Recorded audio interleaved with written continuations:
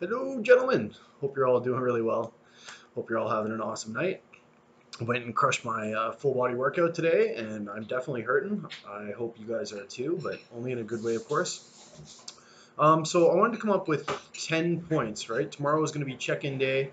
I'm going to attach the check-in and just go over the procedure in a really quick post as well. But I wanted to give you guys 10 points, 10 things to consider, 10 little things that are really going to help your experience in the challenge and ultimately your progress. And some of these for a lot of you guys are pretty basic, but there are 10 things you have to consider nonetheless. So number one, wake up and hydrate, right? The goal for this challenge is that you should be drinking approximately 4 liters or more of water every single day. And the reason for that is that water is one of the main, first of all, we're mainly composed of water. I believe 70 something percent composed of water, our brain as much as 90 something. But without water, you're slowing down your progress for a lot of different reasons, right? Being composed of such a large amount of water, water is also completely necessary for the digestion process.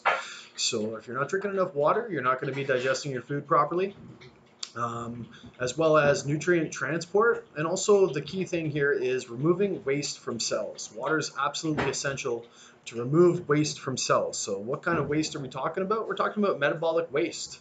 We're talking about fat loss. We're talking about all the nasty, dirty little things that are inside of your cells right now that your body's trying to expel as you're trying to get into a good routine. And without water, it just simply can't happen. If you're not drinking at least 4 liters of water a day, you're doing yourself an injustice, particularly if you're sweating. And I know that you guys are sweating because I'm sweating. So make sure that you keep your water intake up. The first thing you do right in the morning, you should be drinking at least 500 milliliters of water. Have a big glass of water. That's going to wake up your digestive system. It's going to start to replenish any lost fluids that you had overnight. And it's going to kickstart your metabolism. So drink 4 liters of water a day, wake up every morning, and the first thing you should be doing is having a nice slow glass of water, about 500 milliliters, right? Aim for 4 liters a day. Another thing that's going to help you is prepping your gym clothes and prepping your gym bag in advance. And this is something that I tend to do as soon as I'm done my workout the night before.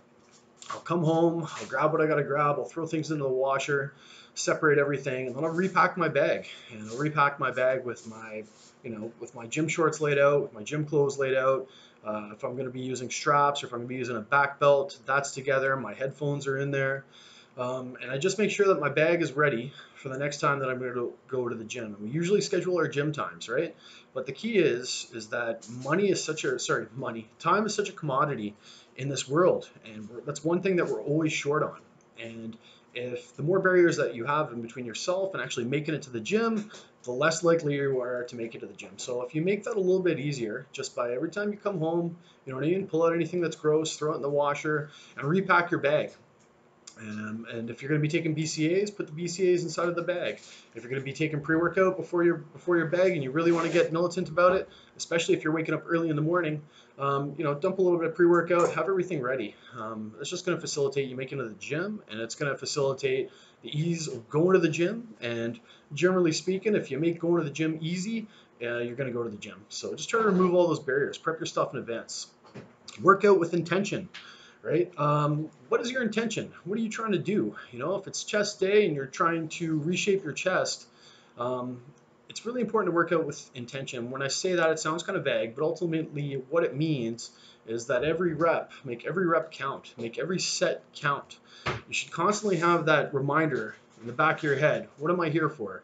If you're just going through the motions, you're going to get just going through the motions results. But if you go in there, you have it in your head, okay, today is my chest day, I'm in here to crush it, I know exactly what I'm doing, and you're taking your time, you're breathing through your reps, and you're not just pushing the weight around, but you're using the weight around to reshape yourself, and you make that your intention, it's going to have a substantial amount of effect on your progress, and it's going to have a substantial amount of effect on your actual workout itself. Number 4, don't keep bad food around the house. Nobody's perfect. I am a complete sugar junkie, and if I have chocolate chips in my cupboard and it is 2 o'clock in the morning and I wake up to get a glass of water and I'm craving sugar, I am just as likely as any other guy to go into that cupboard, take those chocolate chips, jam some down my face, and go back to bed. So I think that it's really important that if you want to be successful, you got to keep the right foods around. And that doesn't mean not keeping foods that you can snack on, right? We talked about sugar-free Jello and that kind of stuff. But if there's crap food in the house, you're going to eat it. It's simple nature. When your ghrelin kicks in, the hunger hormone, and you're hungry, you're looking for ease of access. So if you have crappy food that's easy to access, then that's what you're going to eat. So if you like whatever you like, just don't keep it in the house. That's the way that it's got to be. And removing those things from your house also means that you're going to be less likely to eat them because you have to go somewhere else to get them. So keep healthy foods around the house. Sugar-free Jello is really good as a snack. Cucumber, that kind of stuff. Some of the stuff that we discussed previously. So don't keep bad food in the house. You keep it in the house, you're going to eat it. Another thing, at least for me and for a lot of people, is embrace music. Um, I know it sounds so small, but having a set of headphones and a good set of tunes, something that gets you motivated, something that picks you up, something that sends you to the gym in a good mood and you want to go in there, whatever it is that fires you up. If it's Rage Against the Machine, if it's Tracy Chapman, if it's, whatever it might be, whatever your thing is. Get yourself some music, put it on your phone or put it on a music player, bring headphones, embrace music, pre-plan your list. I've gone stagnant after working out with the same music for a period of time. And the only simple adjustment that I really took to get out of my workouts and to get more out of my workouts was I changed my playlist. I needed something new. I needed something fresh. So I did that.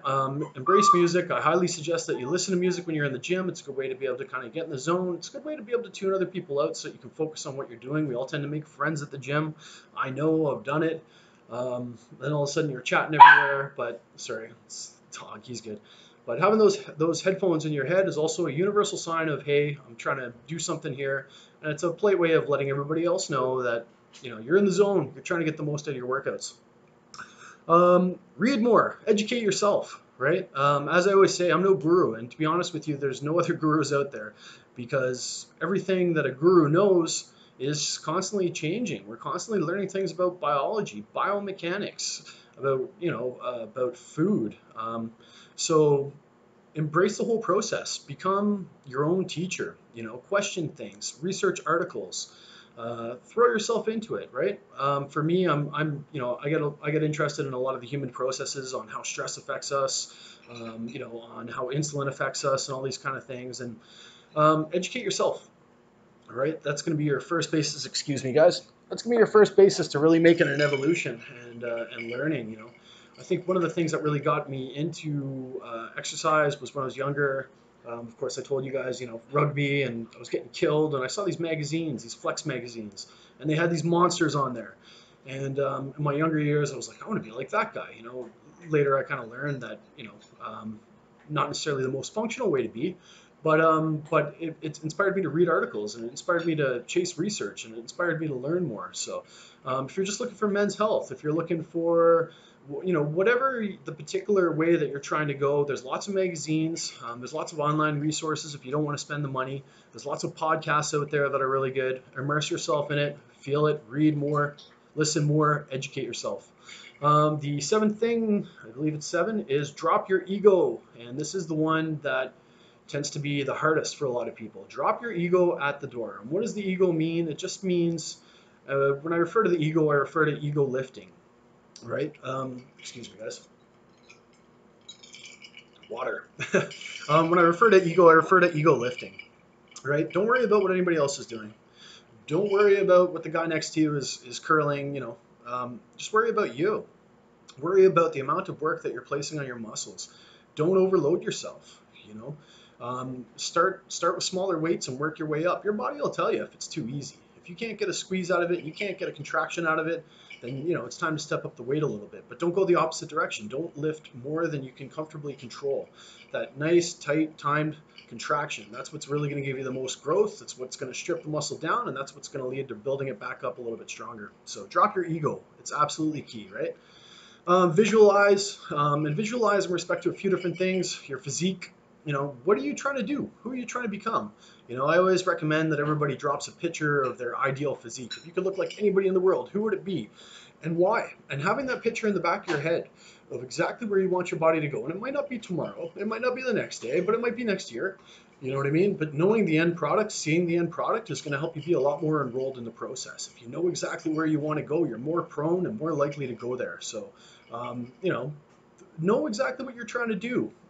Take the time to visualize your ideal physique. Take the time to visualize your workouts. Before I go into the gym, I take a few minutes, breathe, think about what I plan on doing. Even before sets, I'm known to close my eyes, just breathe a couple of seconds, see myself performing the reps, and then I'll go and do that. So visualization is a huge part of lifting. It's a huge part of a basis that I've been able to make progression in the gym for myself, right? I do that through visualization. And I've got a bunch of other things that I do visualizations for, but they're not quite related. I don't want to lob on for too long. Next thing is slow everything down. Slow everything down, right? Nice, slow, extended, clean reps, good muscle activation, good mind muscle activation. You're feeling the muscle as you're contracting it. You're feeling that squeeze.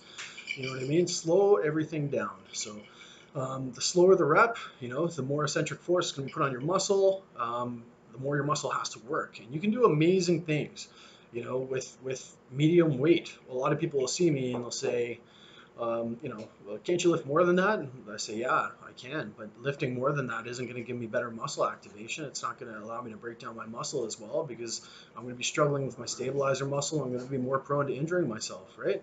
Slow everything down. Another thing is pay attention to your breathing. This is super, super, super important, particularly if you're deadlifting or if you're squatting. Start really paying attention to the way that you're breathing because the way that you're breathing is absolutely crucial. When you're pushing out or you're doing the work part of an exercise, so whether that's a contraction for the bicep, right? Every time you're squeezing the muscle, you should be breathing out. So, right? If you're bench pressing, you're as the weight's coming back to you, you're breathing in, right? You're filling up your lungs, you're oxygenating your body, and you're going to make yourself stronger, and you're going to make the contraction part itself a little bit stronger, and you're going to do a little bit better. So focus on your breathing. Breathing is absolutely key. That's not breathing is, you've seen a lot of probably the videos on TV where the guy's doing the deadlift and he just hits the ground. It's because he's forgetting to breathe a lot of the time. Sometimes it's complete CNS overload, but a lot of the time he's not breathing properly. Focus on your breathing. And the last thing I want to talk to you guys about that's going to help you with this challenge is be nice to yourself, right? Don't worry about what anybody else is doing. Be nice to yourself. This is a motto that I always go with. It's something I stole out of a book called The Four Agreements. Just do your best every day. Some days your best is going to be horrible. Some days your best is going to be amazing. Sometimes it's going to be earth shattering.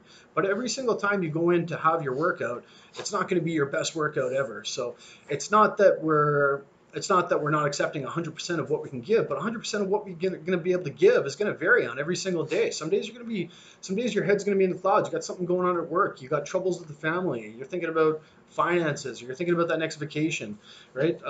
Just do the best that you can with the tools that you have on any given day. And be kind to yourself, man. Your best is your best, right? If you start beating yourself up and start doing negative self-talk and have negative associations with the process that you're going through right now, you're gonna fail. So just be nice to yourself. You're not always gonna nail it, and that's cool. That's cool as long as you can recognize that, and as long as you can make adjustments, and as long as you're not getting too down on yourself. Be nice to yourself. Absolutely crucial. 10 things that are going to help you guys kill this challenge. I'm going to post some more information. Make sure everybody's ready for the check-in tomorrow.